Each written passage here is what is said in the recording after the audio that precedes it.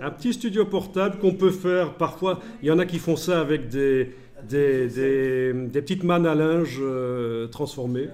Voilà. Une lightbox faite maison. Donc l'idée c'est de faire de la lumière diffuse et qui ne va pas faire d'ombre sur les objets qu'on photographie.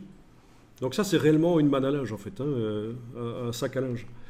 Sinon, vous faites ça avec du carton, comme vous voulez. Donc, vous cherchez simplement Lightbox et vous allez trouver plein d'infos sur des Lightbox à vendre.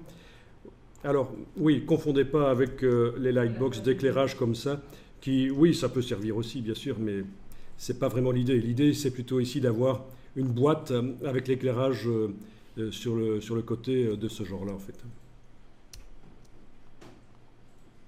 De ce genre-là. Ouais. C'est un peu ça l'idée.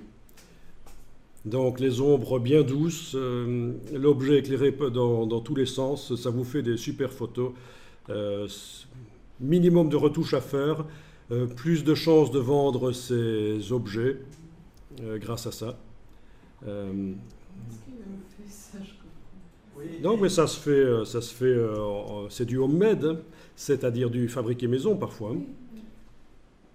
C'est quoi cette histoire? Donc ce dont tu me parles, c'est les chartes Greytag, mais ça c'est encore autre chose.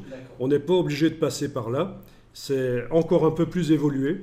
C'est des chartes qu'on utilise quand on fait la prise de vue studio, c'est-à-dire en lumière contrôlée.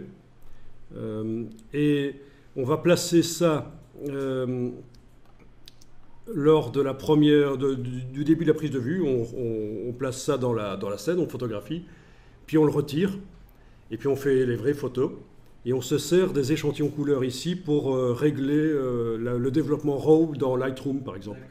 Donc, pour corriger toute la série de photos, on va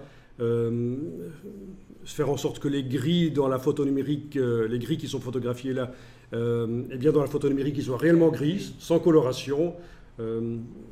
Et donc, c'est vraiment pour, quand on fait de la photo d'objets à vendre, c'est important que les couleurs restent les mêmes. Donc, il faut absolument contrôler les choses. Et c'est ça l'idée. Et Greytag fait ça, mais ils ne sont pas les seuls. Il y a aussi Color Spider qui fait ça. J'en ai une que je pourrais vous amener. Mais donc, voilà, ça, c'est comme ça que ça fonctionne. On demande à la personne, au mannequin, de tenir ça. Et on va se servir de... Ça, c'est en extérieur, mais si on veut neutraliser les couleurs...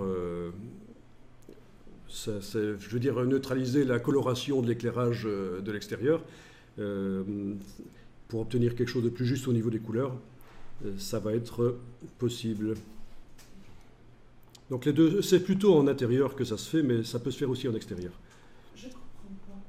Donc le principe, c'est que on demande à la personne, quand on veut que les couleurs de ce qu'on va photographier soient vraiment justes, on demande à la personne, ou alors on pose dans la scène, cette charte qu'on appelle une charte Greytag. Et avec les photos numériques, on va, sur la première photo qui contient la charte, on va faire un réglage. On va mettre au point une correction couleur qu'on va appliquer sur les autres photos qui ne contiennent pas la charte, mais qui ont été prises dans les mêmes conditions d'éclairage. Voilà, c'est le principe. Donc ça c'est poussé. Ça n'a rien à voir avec le Lightbox, mais ça peut venir en complément, bien sûr, pour la photographie d'objets qu'on vend, parce que c'est important qu'un rose reste le rose tip-top. Je veux dire, si les couleurs des objets que les gens reçoivent ne sont pas les mêmes que ce qu'ils ont vu sur le site web, évidemment, ça pose des problèmes.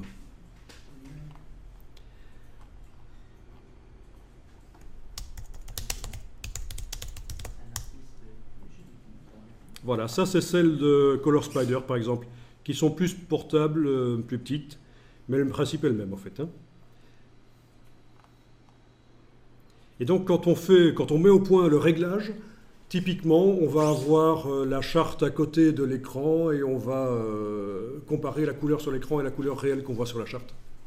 Ça suppose qu'on est également dans un éclairage valable à ce moment-là. Sinon la charte est mal vue, bien entendu. Des questions? Bon. Il faut penser à ça. En fait, les photographes le savent. Il ne faut pas trop compter sur Photoshop pour corriger les défauts. C'est utile, Photoshop. Mais je veux dire, l'idéal, c'est quand même qu'au moment de la prise de vue, tout ait été fait pour que la photo soit le plus nickel possible et qu'on ait besoin du moins possible de retouches photo. C'est logique, hein. C'est logique. Photoshop n'est pas là pour vous éviter de régler correctement votre appareil photo. Ah oui, ça c'est bien aussi. C'est un lightbox avec un fond continu. Comme ça, vous n'avez pas le raccord au fond, hein. Donc c'est ce genre de choses qu'on peut faire aussi en très grand dans une pièce, hein. Vous avez un grand rouleau de papier, vous allez pouvoir photographier même des grands objets sur un fond blanc grâce à ça. Bon, justement, on va voir comment retirer automatiquement les fonds blancs dans Photoshop. C'est une chose qu'on va voir. Vous voyez que c'est assez bien documenté, hein. Il y en a quand même pas mal. Il y en a qui ont eu l'occasion d'aller à la Photokina cette année. Ça vient de se passer, je pense, hein. Ouais. Je n'ai pas eu l'occasion d'y aller. J'étais surbooké de boulot, malheureusement. Mais c'est vraiment super intéressant. C'est tous les 2 ans à Cologne, si vous avez l'occasion d'y aller à la Photokina.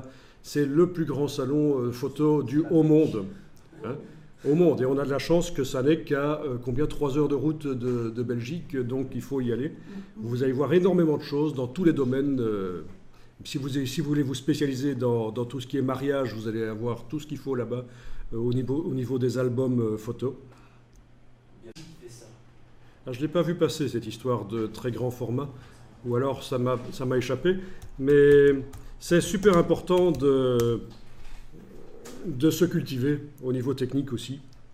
Donc Photokina de Cologne. Et alors il y a des magasins de photos, notamment à Bruxelles, qui organisent des voyages en car. Comme ça vous payez, je sais combien, 25 € ou 50 €. C'est pas énorme, et tout est compris dedans, l'entrée, le trajet.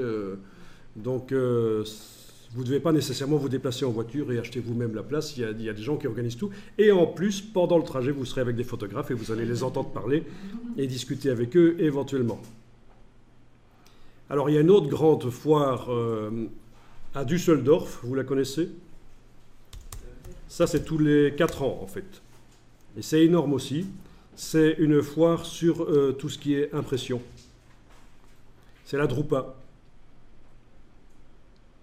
Voilà, la Drupa, et donc la prochaine est en 2020, en juillet 2020. Donc c'est tous les 4 ans. C'est énorme également comme dimension de foire commerciale, où vous voyez des presses immenses de plusieurs dizaines de mètres installées.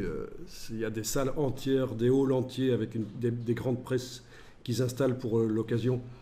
Et vous allez ressortir de là avec plein de posters superbes et gratuits. Donc en plus, le voyage vaut la peine. Et là aussi, il y a des boîtes qui organisent des trajets en car jusqu'à la Drupa. Donc c'est important d'aller dans ce genre de choses si vous avez l'occasion pour vraiment se cultiver et se tenir au courant des dernières choses. Ça peut faire la différence sur un CV, le fait que vous alliez dans des foires comme ça.